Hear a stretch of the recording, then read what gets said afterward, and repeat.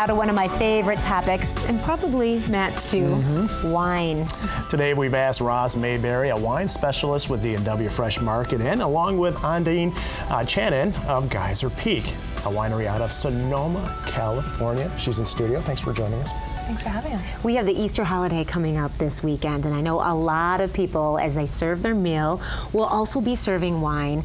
Roz, you're a wine specialist with D&W Fresh Market. Absolutely, and Easter is a wonderful holiday for wine because people have lamb, they have ham, they have turkey, all sorts of things. And this year we're actually featuring these wines from Geyser Peak, and you can come into the stores on Saturday and taste if you want to, into all the D&W stores. But we have wonderful whites that would go beautifully with the ham. We've got deep, dark reds that go so well with lamb, and we have this array, but we also have the winemaker of Geyser Peak here with us this week.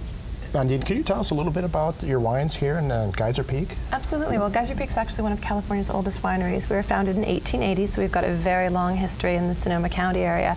We're particularly located in the northern part of the area, which is called the Alexander Valley. But we really hang our hat on Sauvignon Blanc and Cabernet Sauvignon, so two excellent wines that we actually have to share with you today. That's wonderful. And Sauvignon Blanc. we have them for you to try as well. Roz knows it's one of my favorites. It is. So I'm going to try it. And a little bit about winemaking. And you're a female, you're in this. It's kind of dominated by men. You know, it was for a long time, but you'd be surprised right now it's almost 50-50 in the industry. It's a surprisingly progressive industry, very open-minded, but it suits both sexes quite well. You know, there's sort of the more creative, touchy-feely, fun aspect that tends to attract women, and there's some of the more industrial aspects that tend to attract men. I think we balance each other quite well in the industry. This is wonderful, and I actually read that 70% of wine drinkers are women. Is that true? 70% of wine shoppers are women. Wine shoppers, Yeah. okay. Shoppers. I see. Wonderful. That's interesting. Yeah, we make the decisions. Wonderful. Maybe more beer for men type of thing, which brings me, I saw an ad in D&W, okay, there's seasonal beers coming back, Oberon. I always wondered, is there a seasonal wine? Not particularly, I would say, but definitely there are wines that cater themselves better to certain seasons. For example, Sauvignon Blanc, Pinot Grigio, perfect springtime wines. You say it's springtime in a glass. All those bright aromatics, and granted, going into the fall season, you probably want to lean more towards a heavier red, something that'll keep you warm at night, to enjoy with bigger, fuller-bodied meals as well. Well, I know Matt loves big-bodied reds, so we have actually poured one of Ondine's Thank you, Rachel. really signature wines there. It's a Meritage. So that's a great blend of, it's a base of Cabernet, but Merlot, Malbec, Petit Verdot, and Cab Franc in there as well. It's interesting how wine has changed over the years. I had the opportunity to go to Napa and Sonoma years ago, but I feel like it would be a different experience if I were to go this year. Absolutely, there's definitely some seasonal change from year to year, but really for the most part, there's a great tradition there. A lot stays the same. It's, you know, there's no bad time of year to visit the wine country. It's great in the winter and the dormant season. It's phenomenal during harvest, and summer, of course, is a perfect time as well. I know climate is very important where you choose the regions to grow wine, and we have a pretty good industry here as well. Now, how important is weather Hugely important to the progress of a good batch of wine? And it's been a little crazy this year, too. How are things going? Of course, I have to ask that question. No, things are going great. Weather-wise, it's been interesting. We've had a very mild winter as well. We just got our first rains of the season about a month ago. So water is extremely important. We need to have enough in our reservoirs, but fortunately, they're mostly filled up at this point. California is blessed with a great climate as well, though. So even what we consider to be a tough year is pretty great by anybody else's standards. So we're in pretty good shape. We're having a great year ourselves, and so I know that's not the only reason that you came to West Michigan, Ondine. You're actually here because you are educating some of the wine specialists that work at D&W and teaching them about your wine. Roz, recently, what happened? You had a session where your people sat down with Ondine, were able to learn a lot to enhance their expertise. Well, it's wonderful, and we do have wine specialists in all of our D&W stores, and we bring them together about monthly for some sort of educational experience because it's an industry that's growing. Customers want to be educated too, so we actually, this time with Ondine here, we brought in some customers, which was a lot of fun. But we did yesterday a blending seminar, and it was wonderful. We had so much fun. It was great fun. So you took over Bar Devani, a great wine spot in downtown Grand Rapids, and basically did what? What we did was we broke down actually that wine that we just tried here about the Reserve Alexander.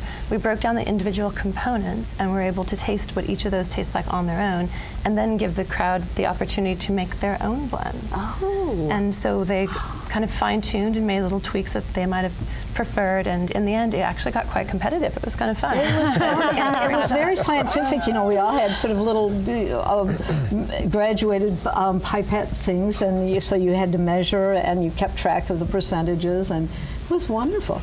Roz, what is the payoff for the people that shop at D&W to have this expertise shared with the wine specialists who work there and make the recommendations to people who shop in the stores? Well, the more we know, the more we can help people make a decision about the wine they want, the wine they like, the wine that goes with the food that they're preparing.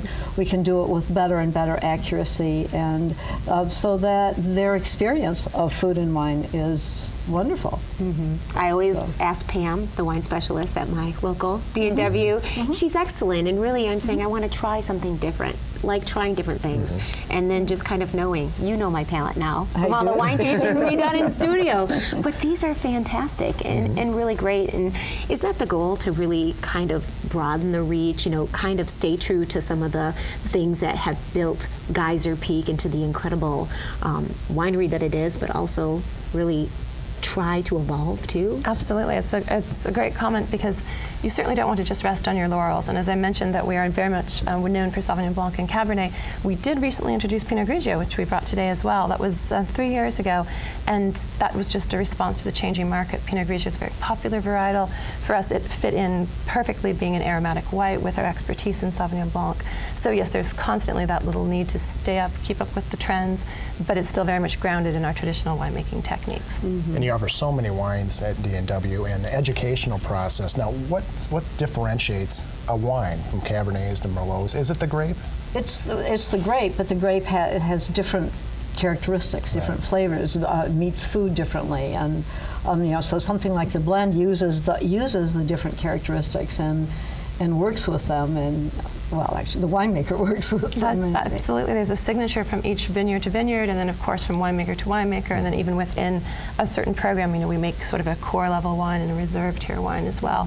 So it's there's something for every palate, just anywhere in the industry. I think there's a wine for every palate out there. Oh, yeah, and you carry many of them in D&W Fresh Market, and I love the wine specialists that are there to help with anything that you need, and you have great wine sales. We always love that too. Absolutely. In fact, right now, and we're thinking about Easter, you know, we have our 6-pack every day, 10% off if you buy 6 or more bottles, and that's on top of the sale price.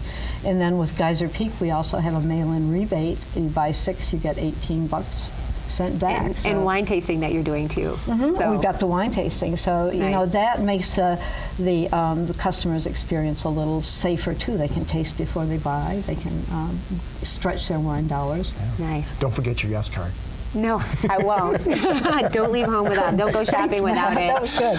Roz, Ondine, thank you so much for coming into our studio. That was perfect. It's wonderful. We'll be right back.